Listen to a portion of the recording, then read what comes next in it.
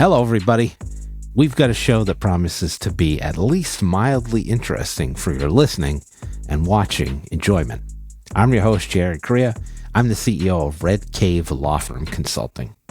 For the Monologue, I'm rolling out another travelogue from my younger days of unrecorded indiscretions. You can't prove a thing.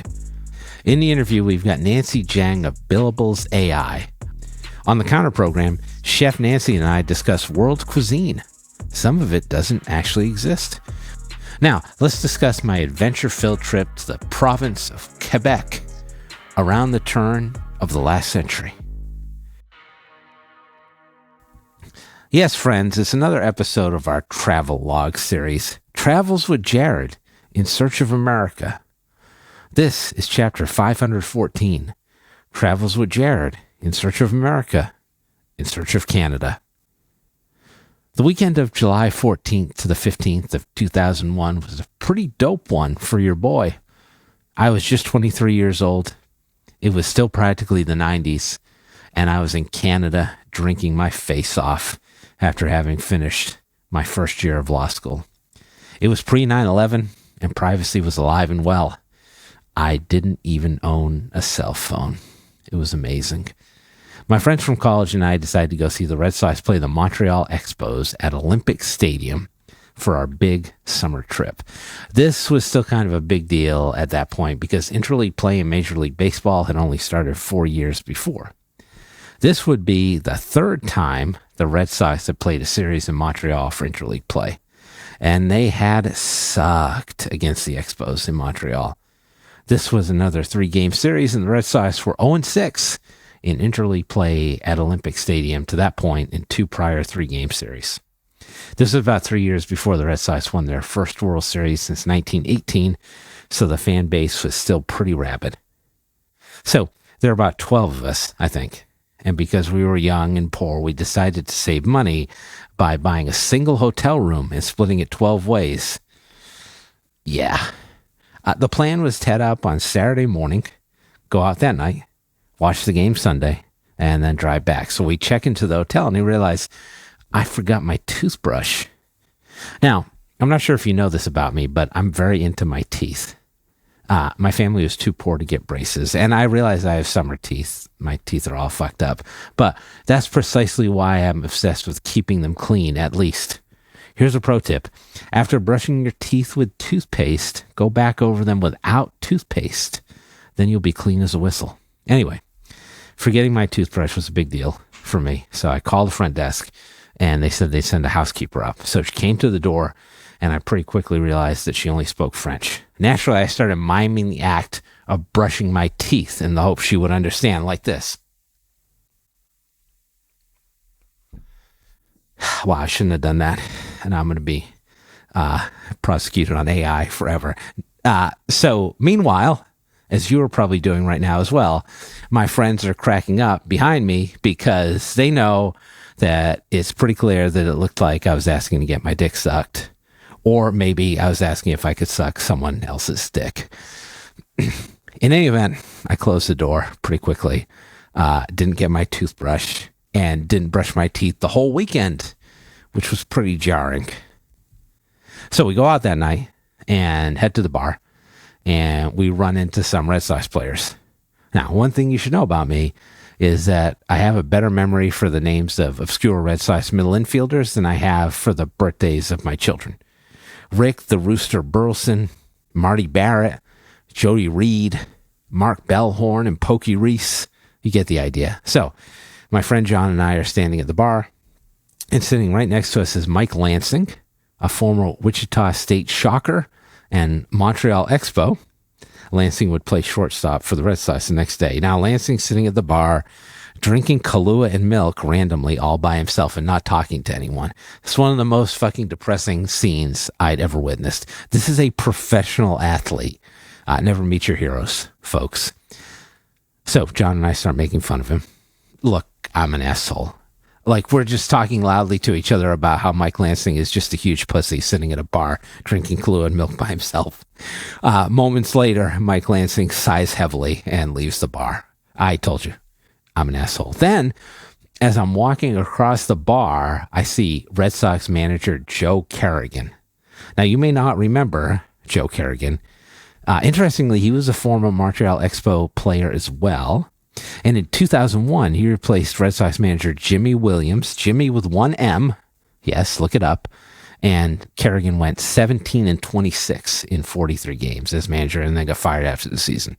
He was ass. And so I may have the best Joe Kerrigan story of all the Joe Kerrigan stories because I saw him pick up what I can only describe as an Inuit prostitute and leave the bar with her.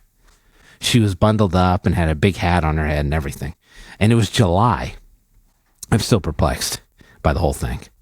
By around 3 a.m., I am fucking hammerized like nobody's business. And my friend Jeff and I are the munchies, so we hit up the 24-hour McDonald's. And I saw that the menu had a French translation. I mean, naturally, but it was a surprise to me. I thought it was the funniest fucking thing that the chicken sandwich, the McChicken in Canada, was called the McPoule.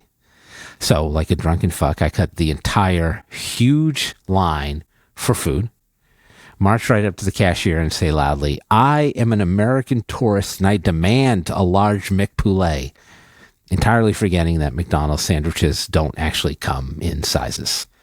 Now, this is the great thing about Canadians. They're really fucking nice.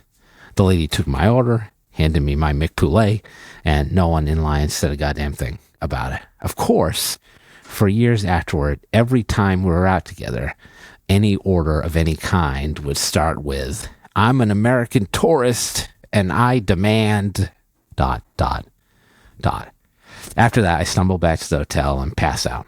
Of course, we had a hotel room with one bed with 12 guys sleeping in and around it. 12 guys who had been drinking all night. So I woke up gagging inside a literal cloud of fart gas with evil intentions. That room smelled worse than anything I have ever smelled before or since. It was like wandering around inside of Satan's butthole.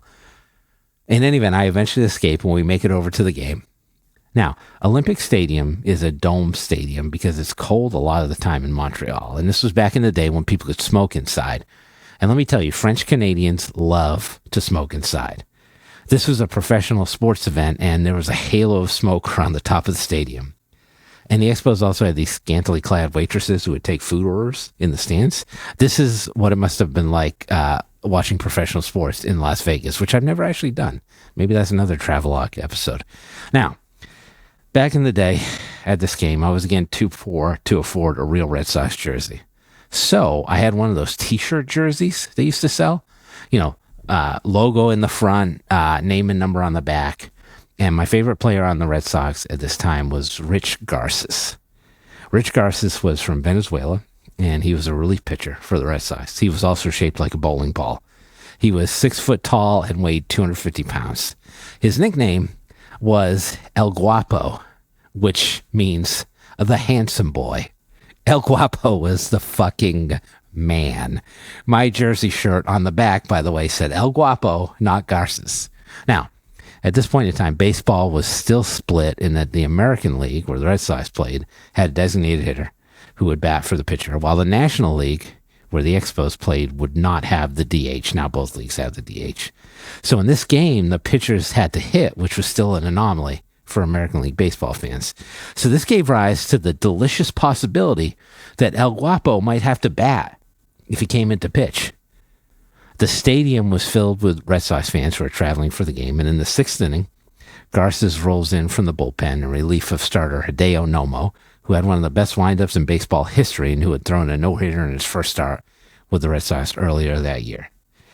Inexplicably, Kerrigan, perhaps reeling from his prior night spent with the Inuit prostitute, left Garces in to bat without pinch hitting for him. And so, the moment had arrived. There was a runner on first, and everyone was expecting El Guapo to strike out looking, but miraculously, he hit a ground ball to the shortstop. The crowd, full of Red Sox fans as it was, rose as one, since Garces was now going to have to run to first base. We were roaring like a jet engine as the shortstop threw to second for the force out. The second baseman turned to throw the first for the double play, but to everyone's surprise, Garces was engaged in a full sprint to the bag like a fat blur. Everyone was going fucking nuts because he actually had a chance to beat the throw. Now, that would have been the greatest moment in Red Sox history. But alas, he was thrown out by a step. Garces only had 3 at-bats in his entire career, but this one was decidedly the most glorious. And the fact that he was thrown out is the only reason people remember Dave Roberts' steal from Game 4 of the 2004 ALCS. Oh, and Chris Steins had 4 RBI that game. See? Obscure Red Sox middle infielders. But you know who's not an obscure Red Sox middle infielder? That's Nancy Jeng of the Billables AI team. Why don't you track some of your time with us and listen to Nancy talk about how to improve your ability to do so? It's all next.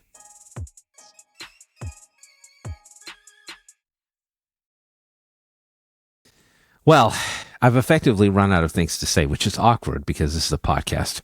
And well, now I'm going to carve a complex scrimshaw pattern. Hold on, I'll get my whalebone, which I have on hand, obviously. Actually, well, that sounds amazing. I have no idea how to do any of that. So you've called my bluff. Let's bring out our guest instead. Our guest today, making her first appearance on the show, is Nancy Jeng, the co-founder of Billables AI. Nancy, welcome to the show. How are you? Hi. Thanks so much for having me. I'm doing great. I think probably doing a little better than you right now in California. I think the only state that's not buried in snow, potentially.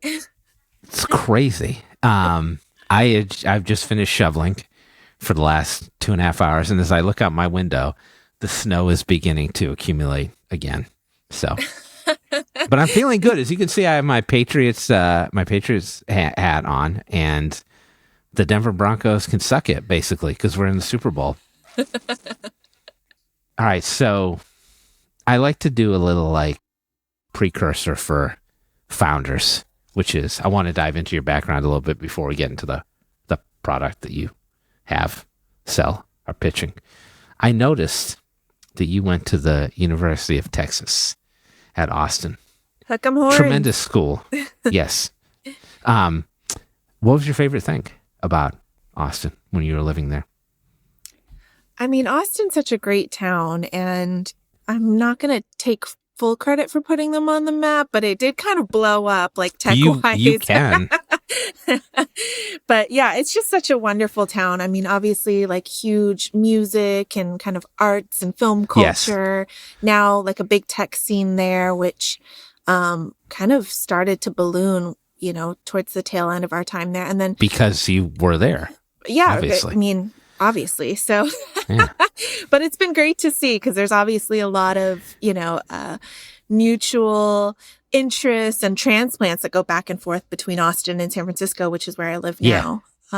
So a lot of like-minded people. And actually my co-founders also went to UT Austin. That's where we met over 20 years ago. So I have a lot to thank UT for, including our current company. So, my son's a big Kevin Durant fan. Oh, yeah. That was our era. There. That's dating me, but that was... Okay, I was going to ask you, were you there when Durant was playing for UT?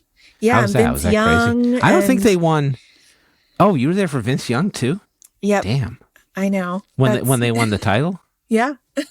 Oh, wow. Now, I'll take credit for all that, too. We'll just add it to the... I mean, you did great things down there. So when Durant was there, I don't think they ever won the championship, but they made it to the... They made it to the final, didn't they? Yeah, like or were they final came four? in second or something like that. Yeah, I think they lost in the final. Oh well, it was what are you gonna do? Really great sports era at the time. Again, you're welcome. A rich history. Okay, so your partner, you said you met when you were at UT, but you didn't. Your latest project, Billables AI, you launched that formally a few years ago, right? Yeah. Yep, exactly. So what happened in between? Did you go like a UT reunion? And then you were like, hey, I have this amazing idea. Like, how'd you guys get back together? Or were you working together on other stuff for a little while? Yeah, so we've been friends for a long time since, freshman years when we met. And we both ended up in San Francisco on different career paths over the years. And so I moved out here and I worked for a decade in advertising where, I was a billable timekeeper myself. Good times. His name is Arvin, my co-founder, he came out to get his PhD from Stanford in machine learning. So he's kind of been in the AI space actually before it was even cool. And we've just kept in touch. And a few years back, kind of reunited, if you will, over this like opportunity of kind of using AI to solve this problem that came up. And it just really sparked something in both of us, even though we've been working in different fields and kind of had different career trajectories. It really kind of united us and brought us back in together in this lens. And our founding VP of engineering also kind of joined early on, another friend from UT. And so I think it really was that connection and the pain point, as cheesy as it sounds, that brought us together. Okay. So you got the product, but I don't think you worked in legal before this. Is that right? Or am I wrong on that? No, that's right. I have not worked in legal before. So where were you before. Keeping time? Like, where were you doing that? Yeah, so the first decade of my career, I worked at a bunch of national advertising agencies. So they actually function, I think, in many ways similar to firms in terms of it's all in the professional service industry. You work with clients. It's all about relationships. We also billed hourly or on retainer, but we'd had to keep time, right, hourly. And so that was, a big part of my first decade of my career was submitting timesheets every Friday. If I didn't, they would turn off our internet, all sorts of different things that they would do to kind of enforce the timekeeping. I know. Yeah. I've heard worse at firms though. People will withhold pay and all sorts of crazy things because it's such a annoying part of the job. Yeah. No one wants to keep time. So maybe I'm dating myself now, but you remember Office Space, the movie, Mike Judge movie? Yep, with the stapler and Lumberg hanging out at your desk being like, I'm not sure you've gotten the memo on the TPS reports. I feel like that's timekeeping in a nutshell. Like everybody's like, hey, did you get your time in? Okay, so exactly. There have been, so a lot of people, I mean, I don't know, do you still find people who keep time on like paper and pen? Oh, model? Yeah. Is that still a thing? Yeah, because I think the thing with timekeeping is it's such a habitual process, right? So whatever habits you kind of carving form. their time into stone tablets. Yeah, exactly. Is any of that happening? I wouldn't be surprised if it was. Yeah. So you're coming across some like old school methods still. Yeah. Even now. Or people will call, assistant and tell them their time and then they will kind of transcribe it. That's that a good still one. happens. So, I think that's equivalent to kind of etching in stone. Yeah. All right. So you found this to be sort of like a cross-industry problem. Like, I mean, this is an issue, obviously, in any industry where anybody keeps time. What made you decide to kind of focus on the legal industry? Yeah, the problem was actually kind of brought up by my co-founder's wife, who's a partner in a law firm in San Francisco. So she kind of posed this question to him and to us about, this is my most hated task. I love being a lawyer. I love the practice of law, but I hate doing my timesheets. And this just seems like the type of thing technology could solve. Don't you think that's the case? And when we heard this, it really just it brought back my PTSD, but it kind of sparked in both of us this, idea of like, hey, I think there is something there. This is something that unites so many people, not just in the legal space, but obviously I think, having been immersed in the legal tech industry for the last few years, I would say lawyers definitely have it worse when it comes to timekeeping and what is, the 0.1 hour, the detailed narratives, billing guidelines, like it is very complex. And really the only the type of thing only AI could kind of solve for with like really advanced machine learning, because it's not just about the time. Well, that's a good point, because like if you're looking at firms that will submit billing to like companies too, like you got to have the billing codes correct, and you have a sense of like what ones are going to be accepted and what ones aren't going to be accepted. So it's not like that in other industries that you've experienced, at least. No, I mean, there's some things that are similar, that you'll find some things getting written off, if it's like kind of more administrative. But in terms of like the rigor of compliance and client billing guidelines, it's pretty unparalleled with the legal industry. And yeah, we've seen all sorts of things, like people having to use or avoid certain language in their narratives, like don't use the word research because your clients want you to already know everything. So like, instead you're reviewing and analyzing, right? There's a lot of kind of insider baseball like knowledge that has to be applied. So I think I buried the lead a little bit here because we've been talking about like the need for a product like this, but let's talk about your product a little bit. So there have been many ways to track time. There have even been automated time tracking tools previously, but I haven't run across a lot of them that are AI based. So what makes your product different or special because it features AI versus your standard like automated background timekeeper? Yeah, it's a really good question. This is one we get a lot.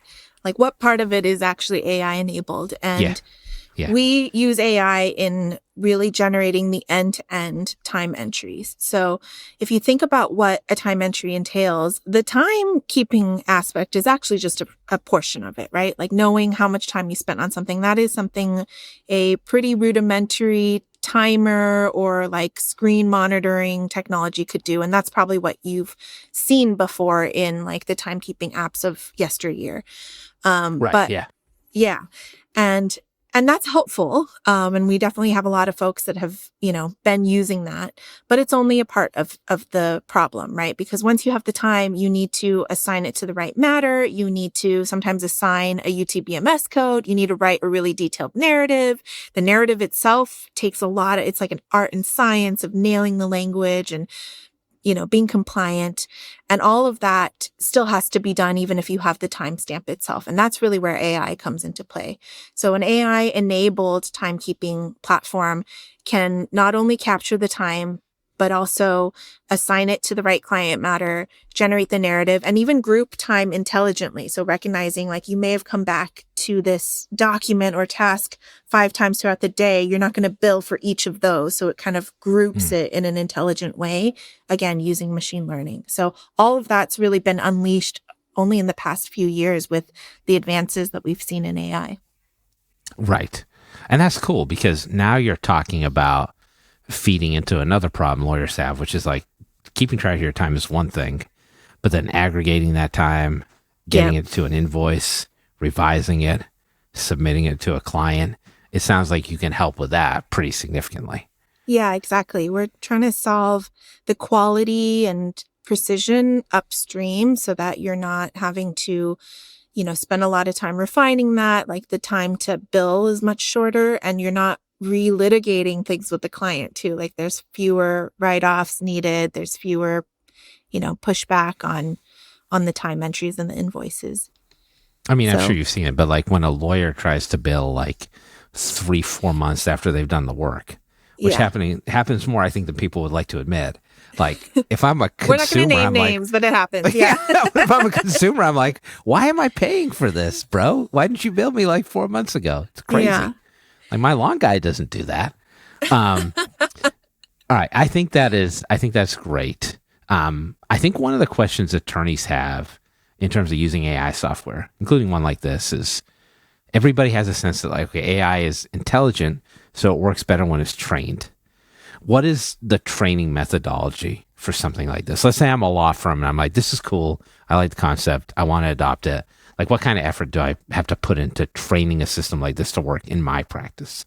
Yeah, it's a really good question because I think anyone who's used any AI tool has kind of seen how it gets better the more that you use it. And that's true of our platform as well, right? And so we take into account both implicit and explicit signals. So, for example, you can upload your client billing guidelines. Like most firms will have a PDF of something that their client sent them of this is what you should bill for, what you can't bill for. We'll ingest that and use that to automatically generate entries that follow those guidelines. So that's more explicit, right? You've told us what the rules are. We still automate that in a way that like is less work to you.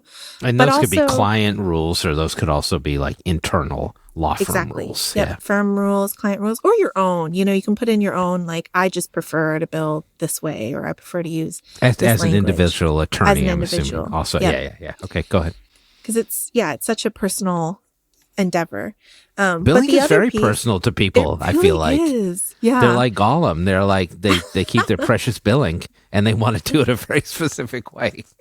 It's so funny that you say that, because we've literally been in meetings and training sessions with firms, and this is just within the same firm itself, and people will get into these fierce debates over like, I use a semicolon, no, I use a period. And there's not one much like right or Gollum. wrong. They'll bite your finger right off. Exactly. Don't dispute the billing methodology. People have an opinion, and that's good. And so the AI really also takes into account those implicit signals. So even if you didn't have any rules that you set up front, when you're approving the entries that we generate for you and making small edits here and there, it's learning from that. It's learning you like present tense versus past tense, or, you're a semicolon guy or a period gal, whatever that might be. I'm a semicolon guy. Team period.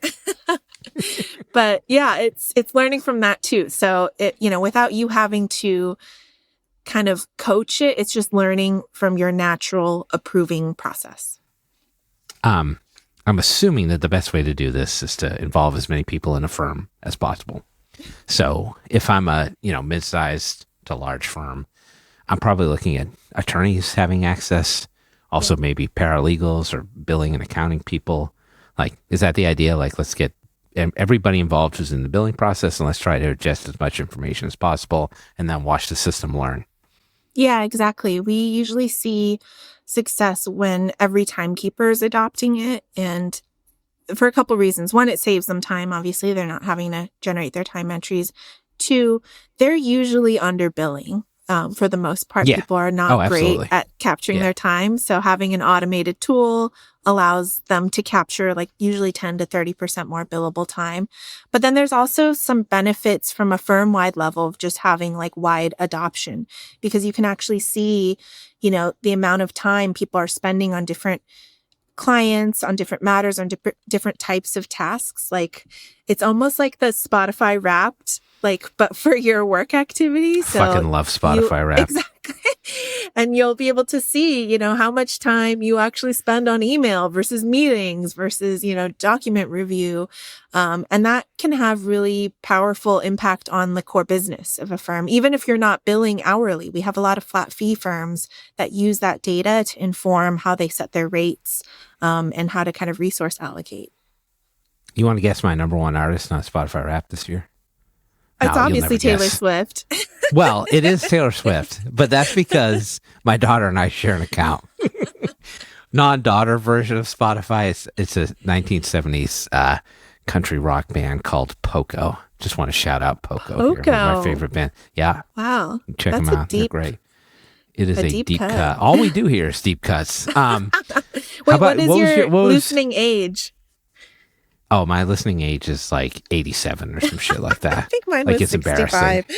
Yeah, my kids were like, holy shit, that's even older than you are in real life. Okay, so before we get back to billable stuff, who is your number one Spotify Wrapped artist this year? Mine is the same every year, and it is Mariah Carey. Well, are we talking like the Christmas stuff? Like, do you have like All I Want for Christmas Is You on repeat? Really? Yeah. Wow. But yeah, definitely during the holidays. But yeah, I've just been a super fan. I'm a member of the Lamely, if you will.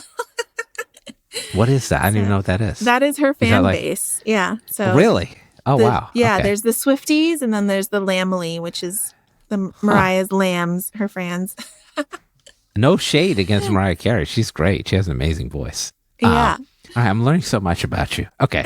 Let's get back to the billing stuff for a second. We'll learn more about you later.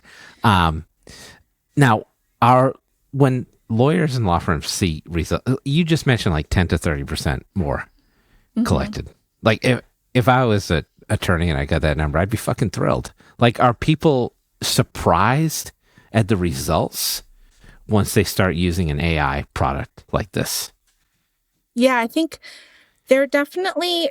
they come to us knowing that they're losing time, and that's like the problem that they want us to help solve. So they're not surprised that we help recover time. I think they're shocked actually by how quickly we recover time for them. Usually they'll start seeing time within the first day or two that they would have forgotten to bill.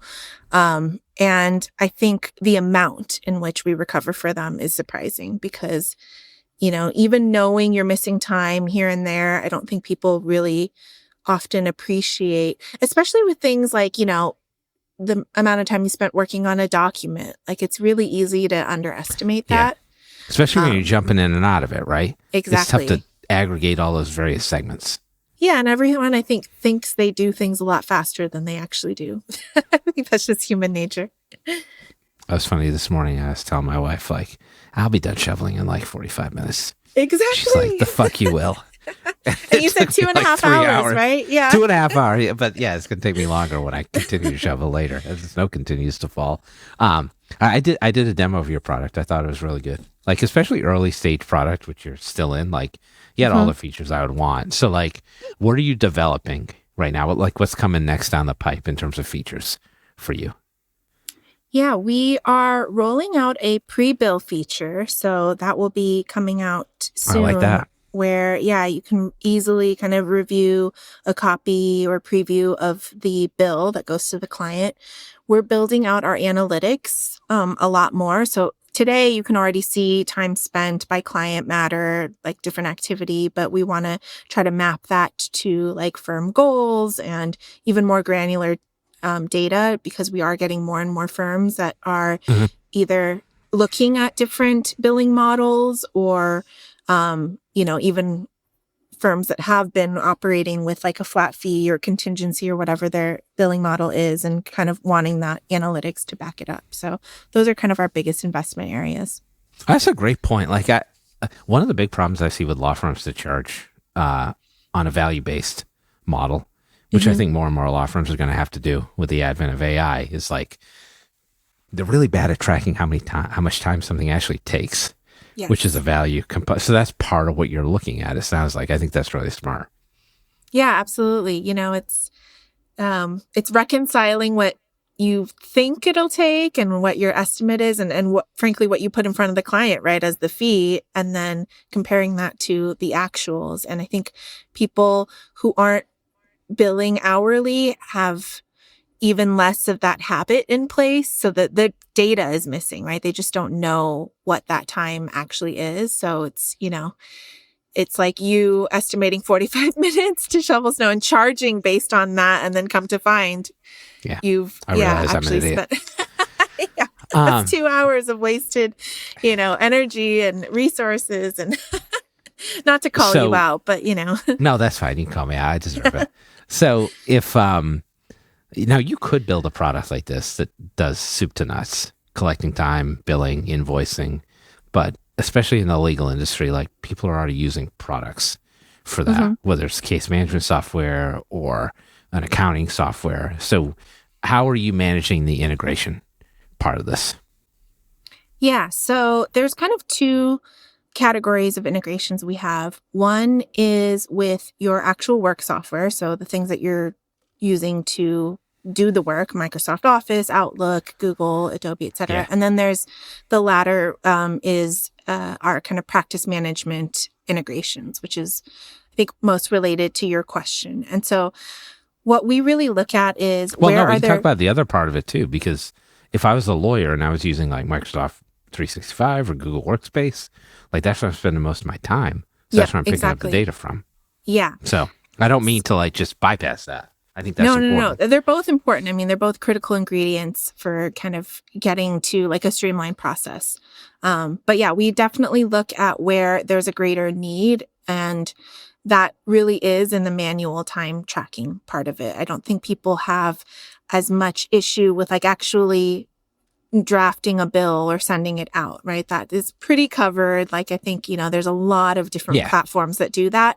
Where people have issues is getting the time into the system, making sure it's accurate, making sure they're not losing time. And that first bucket of integrations is really critical for us to be able to do that for people in an automated way. So we integrate directly with Microsoft, with Adobe, with Google, with Zoom, with Teams, and we're able to get that time data directly from the source. And that's how we're able to recover so much time that they would have otherwise lost. And it allows us to capture time across devices. This has been huge for people that are sending emails on the go or joining a Teams call from their iPad. More and more work is happening in different locations. The cloud. And people forget. Yeah, exactly. The cloud. When people are in the cloud, they still need to bill. And I think it's easier to forget to bill when you're not in front of your computer, right? And so oh, sure, yeah. That's been huge for us to just be able to capture activity across all your devices. So I'm capturing activity as I work. And then in many cases, you're probably pushing your data set to like a Clio or whatever other case management software there is out there. Yep, exactly. For most lawyers. Yeah, we integrate with Clio, with MyCase, with SharePoint, with LeanLaw. We have a center-based integration, and we're rolling out more and more and have we have a lot of firms that work on... It's a lot of software. Yeah, there's a lot of them out there. I think have customers in pretty much every single one. It's just a different setup depending on their software solution. Now, I also wanted to... I did a little research on you. And I want to I'm note afraid that of what's coming. You're a cookbook author. Yeah, that's right. You've it looks like you've collected a book of mom's recipes. Sounds delightful. Yep. And now you've got a book I think is coming out, not out yet, called A Very Asian Guide to Taiwanese Food. So tell me a little bit about that. Yeah, that actually just came out a couple months ago. So great. Hot off Congratulations. the press. Thank you. But yeah, both of them. So the first book was, like you mentioned, a passion project. It was me wanting to document my mom's recipe. She's an amazing cook. She makes a lot of Taiwanese food, and That's all phenomenal. of it lives in her head. And so I wanted to, create those recipes myself. And it was just a painful process of calling her and like, how much of this sauce do you use? And she's like, I don't know, enough. You just peel it out.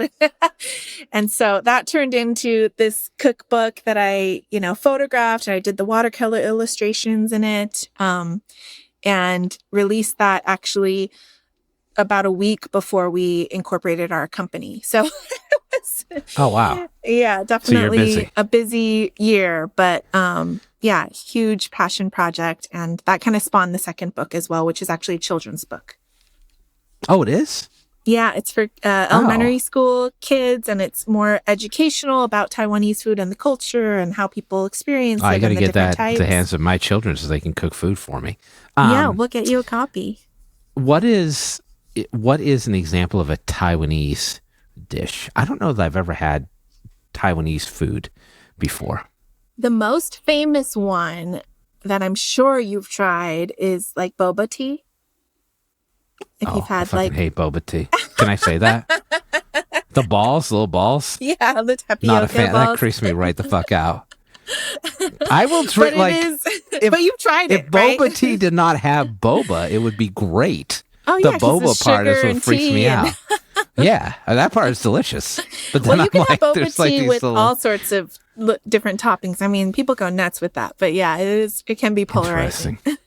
Yeah, I don't like the little balls, but the tea itself is good. Okay. Yeah. I did not know that was Taiwanese based. That's cool. All right, can I have another one? Like if I was going to make a Taiwanese recipe tonight, I wanted dinner. What would I make? Ooh, scallion pancakes is another one. Oh, scallion pancakes are delicious. Yeah. Sign so me up. Yummy and no qualms easy about to make. scallion pancakes. Yeah. Okay, good. We've won you over. But yeah, a lot of people don't know that those are Taiwanese in origin. That's really cool. Nancy, this has been a pleasure, but the fun is not over yet. Will you stick around for one last segment? Absolutely. Can't wait. Okay, you pause for a second, but you're coming back. Because you made it so ominous sounding. It is.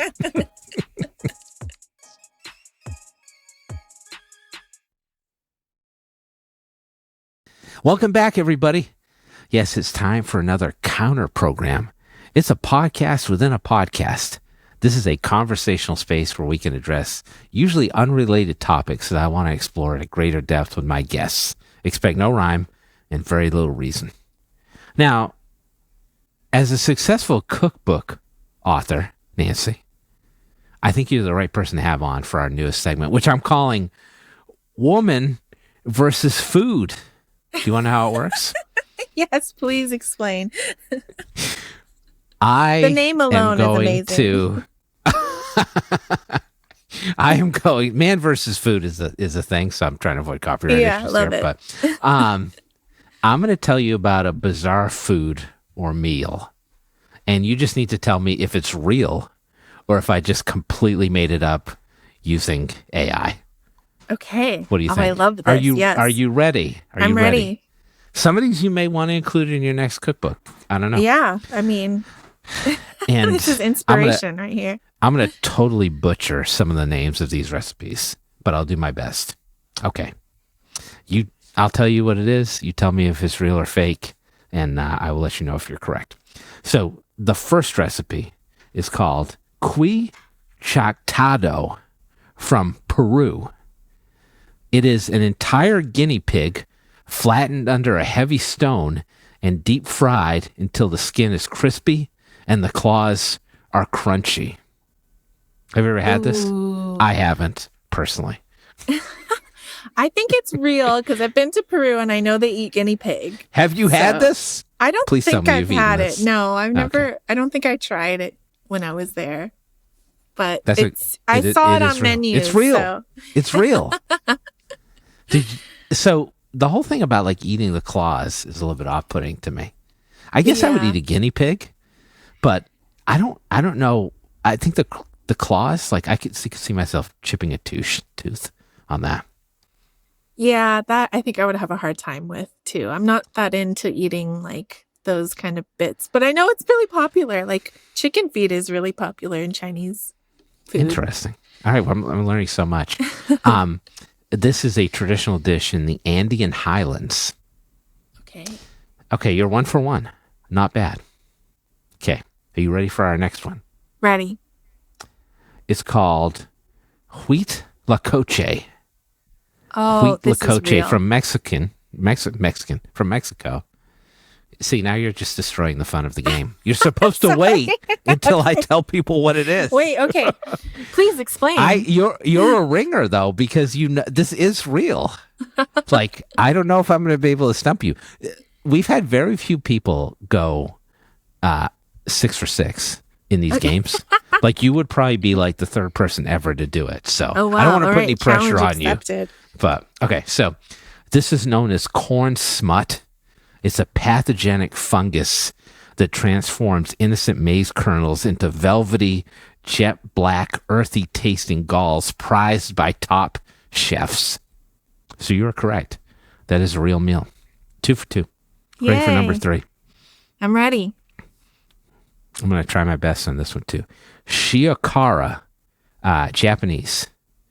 Small pieces of raw seafood served in a brown, viscous paste made of the animal's own heavily salted, fermented viscera, which for those of you who don't know what viscera is, those are internal organs.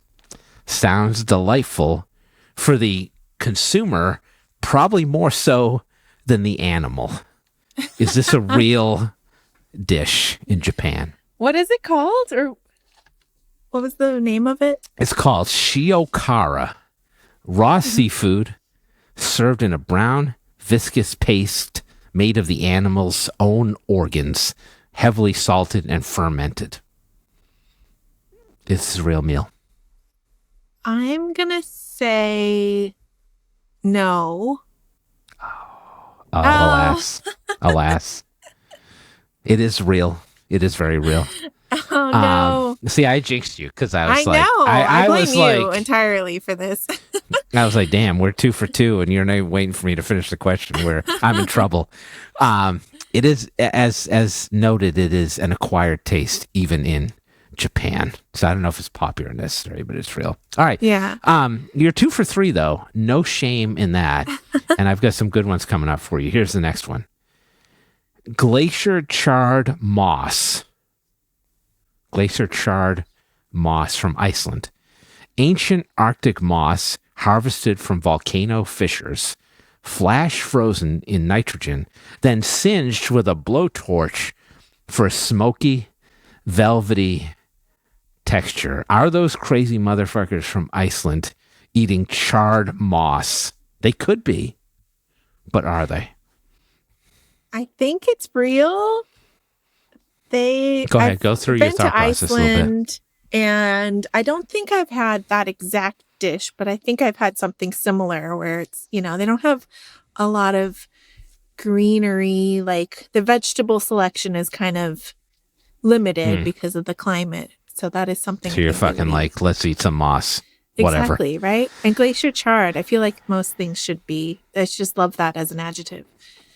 That was a great description, but this is entirely made up. Oh.